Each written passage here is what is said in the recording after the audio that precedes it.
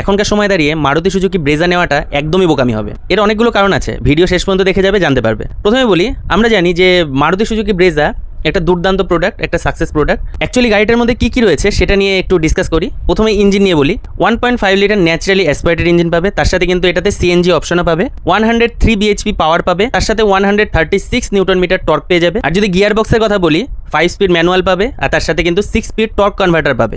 এবার এই গাড়ির কিছু পজিটিভ পয়েন্ট বলি, যেগুলো তোমাদের জেনে রাখা দরকার, বিশেষ করে যারা ব্রেজা প্ল্যান করছো। তো আমি ইঞ্জিনের বিষয়ে সংক্ষেপে একটু বলে দিলাম, কিন্তু এখানে নেগেটিভ পয়েন্টও আছে, সেটাও আমি বলবো, ভিডিওর সাথে থাকো, জানতে পারবে। এরপর একটা পজিটিভ পয়েন্ট বলি, সেটা হলো বিল্ড কোয়ালিটি। মারুতির যত গাড়ি রয়েছে, যতগুলো গাড়ি আমরা দেখতে পাই, ভিক্টোরিসকে বাদ দিয়ে বাকি যত গাড়ির যত মডেল রয়েছে, তার তুলনামূলক ব্রেজার বিল্ড কোয়ালিটি কিন্তু একটু বেটার মনে হয়। ওটা তুমি ফিজিক্যালি দেখলে বুঝতে পারবে, যখন তুমি গাড়ি হয়তো টেস্ট ড্রাইভ নাও বা গাড়ি তুমি কারো দেখছো, সেই টাইমে তুমি যখন ডোর ওপেন করবে তখন তুমি একটা হেভি ফিল কিন্তু করবে।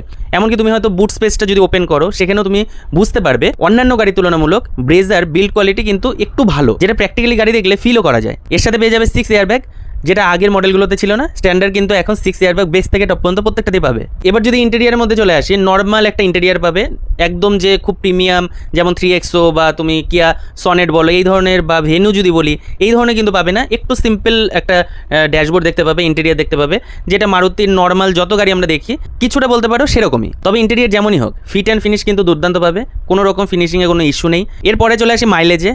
প্রথমত আমরা জানি মারুতির গাড়ি মানে দুর্দান্ত মাইলেজ পাবো, তো এখানেও কিন্তু তোমরা 18-19 মাইলেজ পেয়ে যাবে, কোনো প্রবলেম নেই। 1.5 লিটার ইঞ্জিন থাকা সত্ত্বেও কিন্তু তোমরা ভালো মাইলেজ পাবে। অন্যান্য ব্র্যান্ডের 1.2 লিটার ইঞ্জিনেও কিন্তু এতটা মাইলেজ বের করতে পারে না।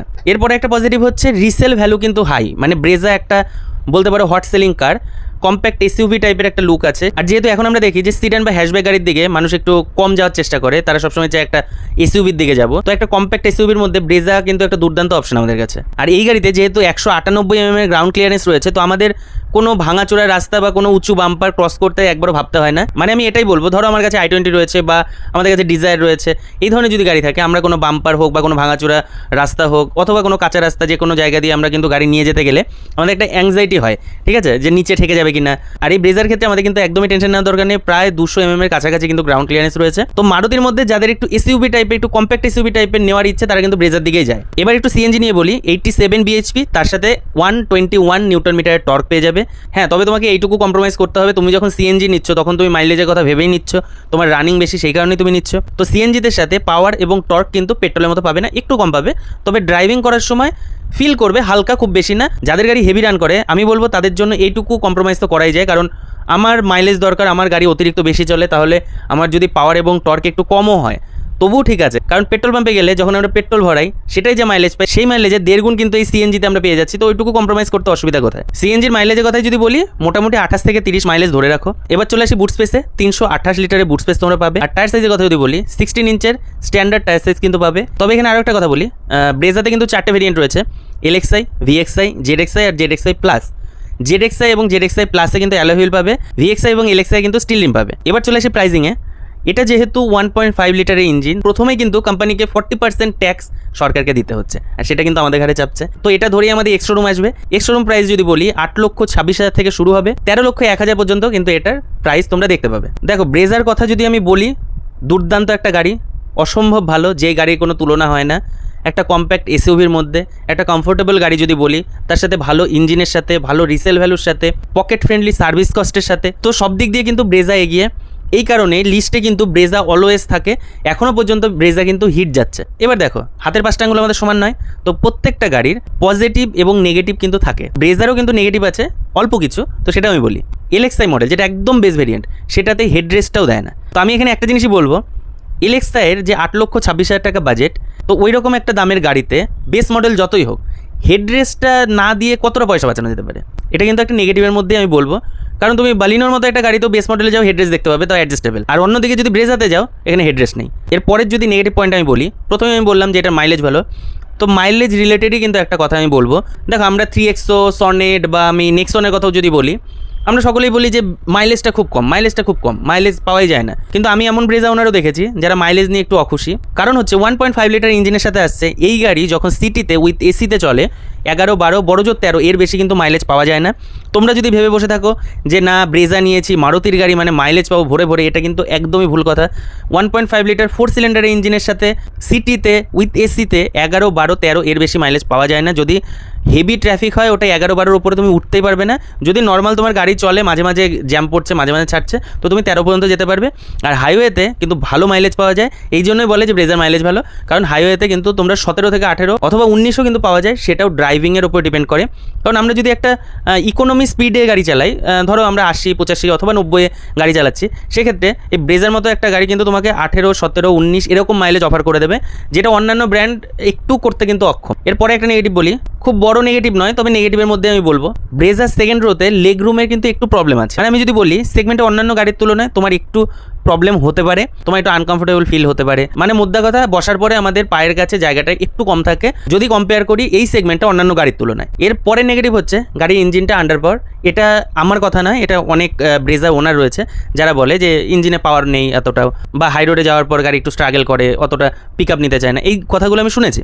কিন্তু আমি এখানে বলবো আমার ওপিনিয়ন অনুযায়ী 1.5 লিটারের যে ইঞ্জিন রয়েছে ব্রেজাতে, এটা কিন্তু দুর্দান্ত একটা ইঞ্জিন, ঠিক আছে। আর এই ইঞ্জিনের সাথে যে গিয়ার বক্স রয়েছে, অটোমেটিকের কথা বলছি, টর্ক কনভার্টার রয়েছে, এটা কিন্তু একদম স্মুথ পারফর্ম করে, ঠিক আছে। কোনো জার্কি বা কোনো রকম ফিল তোমাকে করাবে না যে গিয়ার চেঞ্জ হচ্ছে তুমি বুঝতে পারছো, বা তোমার মাঝে মাঝে ঝটকা মারছে, এই ধরনের ফিল কিন্তু করাবে না, কারণ টর্ক কনভার্টার রয়েছে। এটা যদি এজিএস বা এমটি হতো তাহলে তোমার ঝটকা মারার চান্স ছিল, আদারওয়াইজ এটা কিন্তু ওই প্রবলেম নেই। আর এখানে যদি আন্ডার পাওয়ারের কথা বলি, দেখো আমার মনে হয় ব্রেজার ইঞ্জিনটা ঠিকঠাক, কোনো অসুবিধা নেই। আন্ডার পাওয়ার তাদেরই মনে হয় যারা এর আগে হয়তো কোনো ডিজেল ইঞ্জিন গাড়ি চালিয়েছে, অথবা সে হয়তো কোনো টার্বো পেট্রোল গাড়ি চালিয়েছে, তাদের একটু আন্ডার পাওয়ার ফিল হবে। কারণ আমি যদি এখানে টর্কের নাম্বার বলি, 136 Nm টর্ক রয়েছে, তো এই নাম্বারটা কিন্তু একটা 1200 সিসি টার্বো ইঞ্জিনের থেকেও কম। তো এটা ফিল হওয়াটা একটা স্বাভাবিক বিষয়, কারণ আমরা যখন কোনো হাই টর্কের গাড়ি চালাবো, ধরো সেটা ডিজেল হলো অথবা টার্বো পেট্রোল হলো অথবা ইলেকট্রিক হলো, যদি ইলেকট্রিক গাড়ি তার চালানোর অভ্যাস থাকে তাহলে তার ব্রেজা চালালে মনে হবে গাড়িতে একদমই পাওয়ার নেই। তো এরকমই হয়। আদারওয়াইজ যদি বলো ইঞ্জিনে আন্ডার পাওয়ার, এমন কোনো কিছু ফিল করায় না।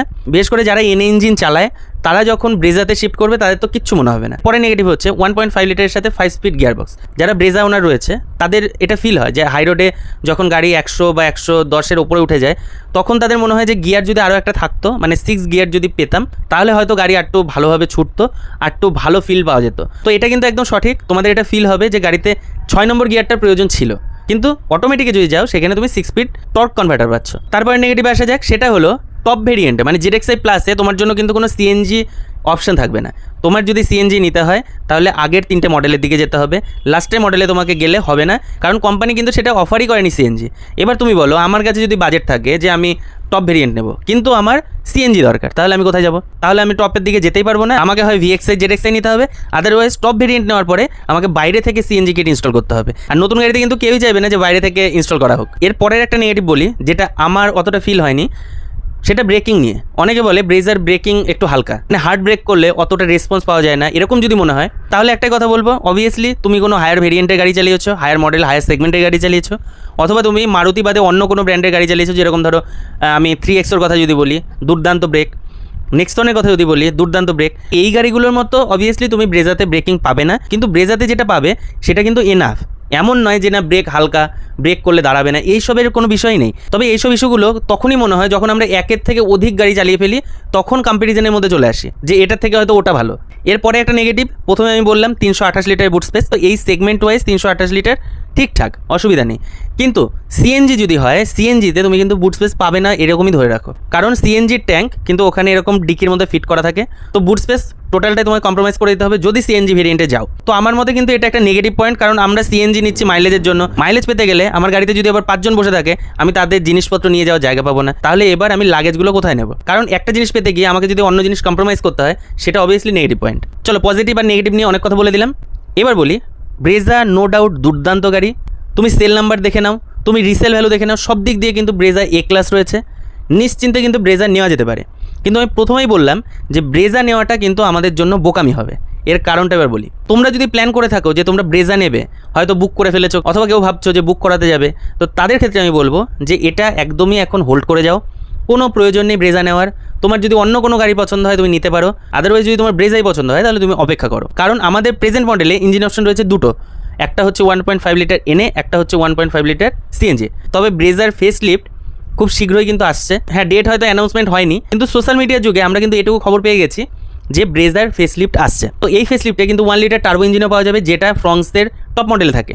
1.0 বুস্টার জেট ইঞ্জিন, তখন গভর্নমেন্টের 40% ট্যাক্স কিন্তু তখন সোজা নেমে 80%-এ চলে আসবে। আশা করা যায় যে সেই সময় হয়তো গাড়ির দাম আমরা একটু কমেও পাবো। আর দ্বিতীয়ত প্রেজেন্ট মডেলের মতো 1.5 লিটার এনএ ইঞ্জিনও কিন্তু রিটার্ন হবে, তার সাথে 1.5 লিটারের সিএনজিও পাওয়া যাবে। এর পরের ডিফারেন্স যদি বলি, সেটা বড় ডিফারেন্স, আন্ডারবডি সিএনজি আসবে, যেটা আমরা ভিক্টোরিসে দেখতে পাই যে গাড়ির নিচের দিকে সিএনজি ট্যাঙ্কটা লাগানো। তো বুট স্পেসে কোনো রকমের কম্প্রোমাইজ করার দরকার নেই।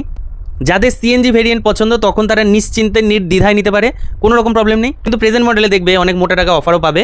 আমার মতে অফারের চক্করে প্রেজেন্ট মডেলটাকে একটু হোল্ড করে যাও, নেওয়ার দরকার নেই, কিছু মাস অপেক্ষা করো। আশা করা যায় যে আমাদের যে ফেস্টিভ্যাল সিজন আসছে, দুর্গাপূজা, কালী পূজা, এইসব টাইমের দিকে আসার একটা চান্স আছে। প্রথমত ইঞ্জিন অপশন এক্সট্রা একটা পাচ্ছ টার্বোর সাথে, দ্বিতীয়ত হচ্ছে তুমি আন্ডারবডি সিএনজি পাচ্ছ, 3 নম্বর হচ্ছে গিয়ার বক্সে 6 স্পিড পেয়ে যাবে, যেটা এখন 5 স্পিড রয়েছে। আর তার সাথে যেসব ডিজাইন রয়েছে এর মধ্যেও কিন্তু অনেক রকম চেঞ্জেস দেখতে পাবে। তুমি যদি এখন ভাবো যে আমি গাড়ি নেব, ধরো তুমি আজকে গাড়ি বুক করলে, তুমি 1 মাসের ভেতরে গাড়ি ডেলিভারি পেয়ে গেলে, তার হয়তো 1 মাস বা 2 মাস পরে তুমি দেখলে ব্রেজার ফেসলিফট চলে এসছে, তোমার কেমন লাগবে? তো একটা কথাই বলবো, সেল নাম্বারের দিকে ব্রেজা টপ ছিল, টপ আছে, আর আগামী দিনেও আশা করা যায় টপ থাকবে। ব্রেজা কিন্তু মারুতির একটা মিড সেগমেন্টের মধ্যে দুর্দান্ত একটা হট প্রোডাক্ট। তো তোমাদের যদি ওল্ড মডেল খুব ভালো লাগে, খুব পছন্দ হয়, আর তোমার যদি খুব আর্জেন্ট থাকে যে না আমাকে নিতেই হবে, সেক্ষেত্রে তুমি নিয়ে নাও, কোনো কিছু ভাবার দরকার নেই। আদারওয়াইজ যদি মনে হয় যে না আমি হোল্ড করতে পারি, আমার হোল্ড করার মতো সিচুয়েশন রয়েছে, তাহলে একটু হোল্ড করে যাও, অপেক্ষা করো, নতুনটা আসুক, নতুনটাকে দেখো, সেটাকে টেস্ট ড্রাইভ নাও। এটাও হতে পারে যে আমরা যেগুলো ভাবছি তার থেকে আরও বেশি চেঞ্জেস নিয়ে আসবে মারুতি, কারণ আমাদের মতো মিডিল ক্লাস কাস্টমারদের কথা কিন্তু একমাত্র মারুতি ভাবে, আদার্স কিন্তু কেউ ভাবে না। তো তোমার যদি প্ল্যানিংয়ে ব্রেজা থাকে, তো আমি বলবো দুর্দান্ত চয়েস, তুমি নিশ্চিন্তে গাড়ি চালাবে, তোমার পকেট বাজবে, আবার রিসেল করার সময় তোমাকে কিচ্ছু ভাবতে হবে না। তো যাই হোক, এখানে আমি পজিটিভ নেগেটিভ নিয়েও কিছুটা বললাম, আবার তোমাকে এটাও বললাম যে ব্রেজা নেওয়া উচিত কি উচিত নয়। আশা করি আমার এই ভিডিওটা ব্রেজারও কোনো না কোনো ওনার দেখছে। আমি চাইবো যে আমি যে পয়েন্টগুলো এখানে বললাম, তোমাদের কি মনে হয়, মাইলেজ বলো বা তোমার কমফোর্ট বলো, বা আমি বাকি নেগেটিভ নিয়ে যদি কিছু বলে থাকি, সেগুলো কি ঠিক বললাম নাকি ভুল, আমাকে কমেন্ট বক্সে জানিয়ে যাবে। যেটা আমি ফিল করেছি সেটা আমি তোমাদের সাথে শেয়ার করলাম। তো যাই হোক, আজকের জন্য ভিডিও এখানে শেষ করছি, টাটা।